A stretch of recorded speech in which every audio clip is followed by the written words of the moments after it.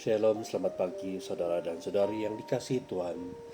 Hari ini 30 Januari 2024 bersamaan hari Selasa. Bertemu kita kembali dalam renungan santapan firman Tuhan. Pembacaan Injil hari ini dari Santo Markus bab 5 ayat 21 hingga 43. Sesudah Yesus menyeberang lagi dengan perahu, orang banyak berbondong-bondong datang lalu mengerumuni dia, sedang ia berada di tepi danau. Datanglah seorang kepala rumah ibadat yang bernama Yairus. Ketika ia melihat Yesus, tersungkurlah ia di depan kakinya dan memohon dengan sangat kepadanya, "Anakku perempuan sedang sakit, hampir mati. Datanglah kiranya dan letakkanlah tanganmu atasnya, supaya ia selamat dan tetap hidup." Lalu pergilah Yesus dengan orang itu. Orang banyak berbondong-bondong mengikuti dia dan berdesak-desakan di dekatnya.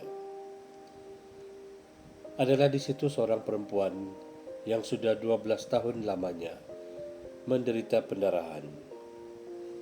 Ia telah berulang-ulang diobati oleh berbagai tabib, sehingga telah dihabiskannya semua yang ada padanya. Namun sama sekali tidak ada faedahnya.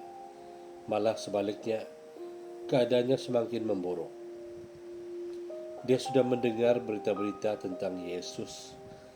Maka di tengah-tengah orang banyak itu, ia mendekati Yesus dari belakang dan menjamah jubahnya. Sebab katanya, "Asal ku jamah saja jubahnya, aku akan sembuh." Seketika itu juga berhentilah pendarahannya, dan dia merasa bahwa badannya sudah sembuh dari penyakitnya. Pada ketika itu, Yesus mengetahui bahwa ada tenaga yang keluar dari dirinya. Lalu ia berpaling di tengah orang banyak dan bertanya, "Siapa yang menjamah jubahku?" Murid-muridnya menjawab, "Engkau melihat bagaimana orang-orang ini berdesak-desakan dekatmu, dan engkau bertanya, siapa yang menjamah aku?" Lalu ia memandang sekelilingnya untuk melihat siapa yang telah melakukan hal itu. Perempuan itu yang menjadi takut dan gemetar ketika mengetahui apa yang telah terjadi atas dirinya, tampil dan tersungkur di depan Yesus dan dengan tulus memberitahukan segala sesuatu kepadanya. Maka katanya kepada perempuan itu, "Hai anakku, imanmu telah menyelamatkan engkau. Pergilah dengan selamat dan sembuhlah dari penyakitmu." Ketika Yesus masih berbicara, datanglah orang dari keluarga kepala rumah ibadat itu dan berkata, "Anakmu sudah mati. Apa perlunya lagi engkau menyusahkan guru?" Tetapi Yesus tidak menghiraukan perkataan mereka dan berkata kepada kepala rumah ibadat, "Jangan takut, percaya saja." Lalu Yesus tidak memperbolehkan seorang pun ikut serta, kecuali Petrus, Yakobus, dan Yohanes saudara Yakobus.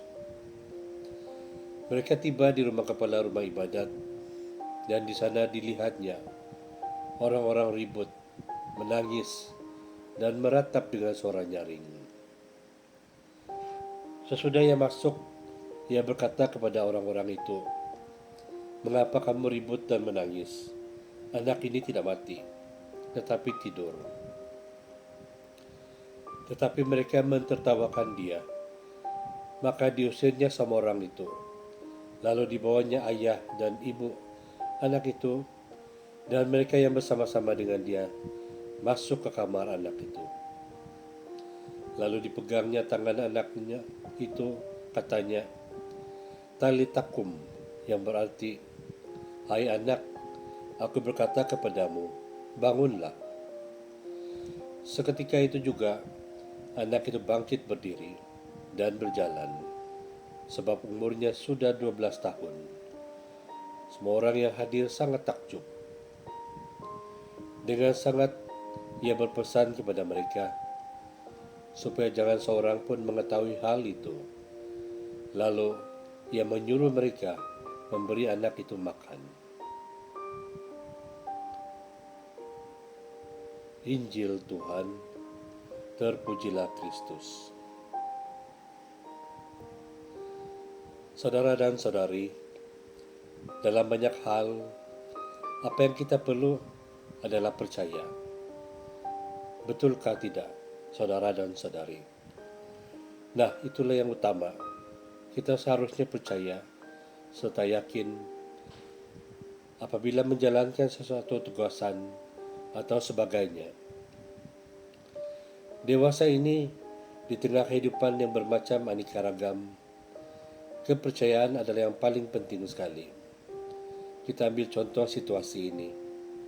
Berjalan pada waktu malam dengan menggunakan motosikal. Sudah tentu laluan untuk sampai ke tempat tujuan. Sememangnya bukanlah terlalu cepat. Silap-silap bermain di kepala bermacam-macam andaian apa yang akan dijumpai di jalan nanti. Tetapi karena kita percaya bahwa kita pasti selamat, maka kita berani melaluinya. Demikian juga kita ketika jalan pada waktu malam sendirian. Kita percaya bahwa Tuhan akan menyertai kita sehingga kita selamat tiba di lokasi tujuan. Oleh itu, kepercayaan itulah yang membebaskan dan menyelamatkan kita. Dalam Injil hari ini yang kita dengar, ada dua kisah atau cerita penyelamatan yang terjadi.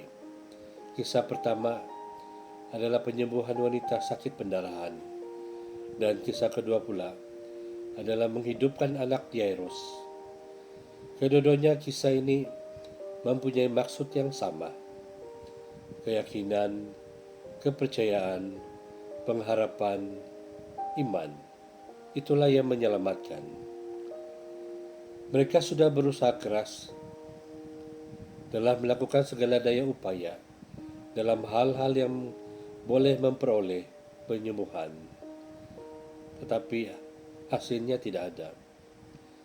Kehadiran Yesus cukup membawa perubahan dan keselamatan. Dalam keadaan yang tidak terduga, keselamatan itu datang di tengah-tengah mereka. Mengapa mereka boleh diselamatkan? Sudah tentu karena mereka beriman bahwa dengan campur tangan Yesus, semua penderitaan dan penyakit akan disembuhkan. Bacaan dalam Alkitab hari ini jelas dikatakan oleh Yesus, "Hai anakku, imanmu telah menyelamatkan engkau. Pergilah dengan selamat dan sembuhlah dari penyakitmu." Tuhan memberkati kita semua. Kemuliaan kepada Bapa dan Putra dan Roh Kudus, seperti pada permulaan, sekarang selalu, dan sepanjang segala masa. Amin.